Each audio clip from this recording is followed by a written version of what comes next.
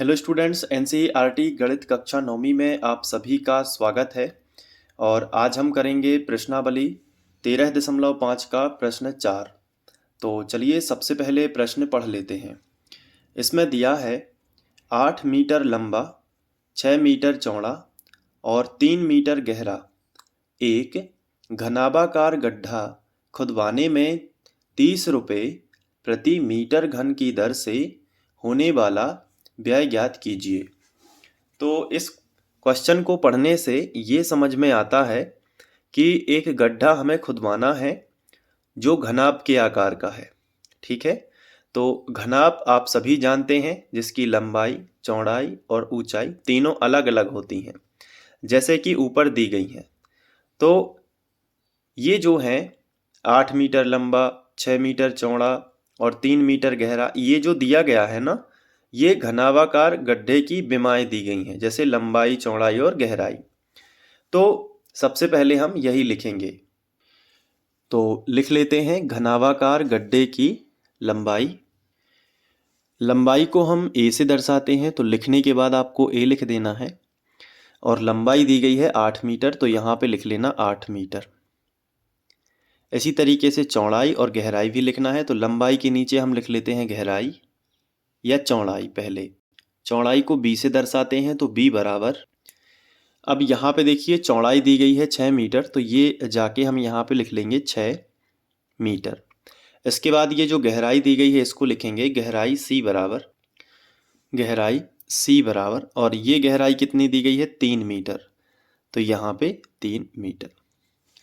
तो ये हमने घनाभ से संबंधित लंबाई, चौड़ाई और गहराई जो दी है वही हमने क्वेश्चन को देख के ही लिख लिया है, कोई भी अलग से दिमाग नहीं लगाया है। अब हमें यहाँ से क्वेश्चन में अब थोड़ा सा दिमाग लगाना होगा कि घनाभ के आकार का जो गड्ढा है, तो इसमें हमें क्या ज्ञात करना है। तो देखिए यहाँ पे लिखा है मीटर घन, पहला संकेत तो यही रहेगा। मीटर घन किस में लगता है? आयतन में लगता है ना। अगर मीटर वर्ग होता तो क्षेत्रफल होता, लेकिन यहाँ पे क्या लिखा है? मीटर घन। तो इसका मतलब है कि घनाभाकार गड्ढे का हमें आयतन निकालना है।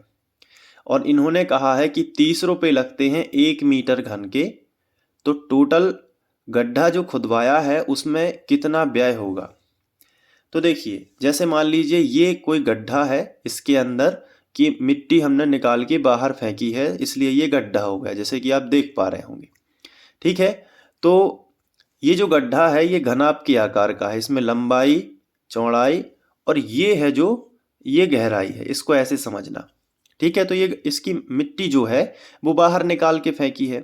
तो यहाँ पे 30 रुपये लगे हैं 1 मीटर घन खुदवाने के, मतलब कि 1 मीटर घन अगर हमने यहाँ पे इतना हिस्सा खोदा तो वो 30 रुपये लगते हैं। तो टोटल कितना हिस्सा हमने खोदा, तो जितनी इसके अंदर मिट्टी होगी जो बाहर करी है उसके आयतन के बराबर खोदा है ना। तो हम क्या करेंगे, सबसे पहली हिंट तो मीटर घन देख के इस गड्ढे का आयतन निकाल लेंगे, या दूसरा हम ये दिमाग लगाएंगे कि गड्ढे के अंदर कौन रहता है? मिट्टी रहता है। तो मिट्टी को ही हमने खोद के बाहर किया है, इसलिए क्या होगी, मिट्टी जितनी बाहर निकाली है तो गड्ढा बन गया है।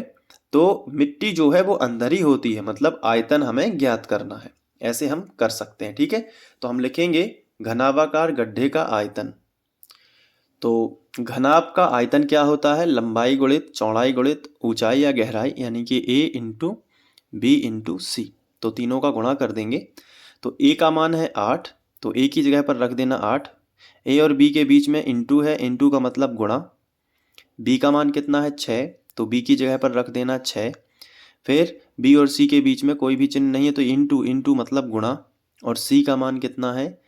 3।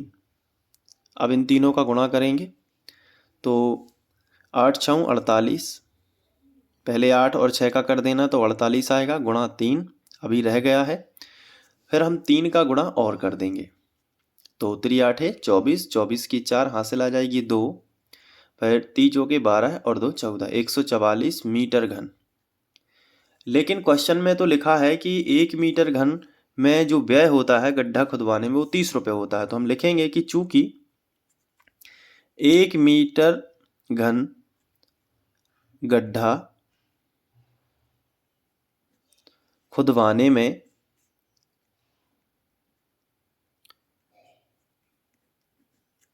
व्यय कितना लगता है? 30 रुपये। तो बराबर में लिख दिया 30 रुपये। तो 144 मीटर घन में कितना लगेगा? तो 144 का दोनों पक्षों में गुणा होगा। ये वाला जो स्टेटमेंट है इसमें 144 का गुणा करेंगे तो 144 मीटर घन हो जाएगा। तो दोनों तरफ 144 जोड़ देते हैं या मतलब गुणा कर देते हैं। तो 144 मीटर घन गड्ढा खुदवाने में व्यय, पूरा ज्यों का त्यों लिखेंगे, गड्ढा खुदवाने में व्यय बराबर, यहाँ भी 144 का गुणा करेंगे। 144 लिख दिया, फिर 30 पहले से लिखा था तो 30 का कर दिया गुणा और रुपये ज्यों का त्यों। ठीक है, मतलब ये होता है कि पहले क्वेश्चन के अनुसार लिख लेना इतना, फिर 144 का यहाँ गुणा हो गया तो 1 में गुणा होगा तो 144 ही आएगा, 30 में गुणा होगा तो 30 गुणित 144 आ जाएगा। तो अब जो पूछा गया है वो आ जाएगा। यहाँ पे 3 का बस करना है, 144 में 0 बाद में रख देना है। तो 3 चौके 12, 12 की 2, हासिल आ जाएगी 1। 3 चौके 12 है और 1 13, 13 की 3, हासिल आ जाएगी 1, और 3 एकम 3 और 1 4, और ये 0 रख दिया तो 4320 रुपये लगेंगे। ये आंसर आ गया।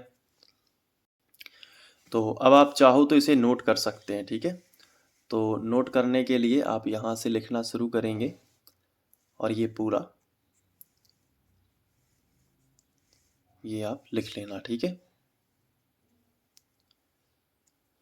तो और वीडियोस देखने के लिए आप यहाँ पे प्लेलिस्ट दिख रही होगी, तो उस पर क्लिक करके सभी वीडियोस देख सकते हैं या फिर डिस्क्रिप्शन भी चेक कर सकते हैं। ठीक है, थैंक यू।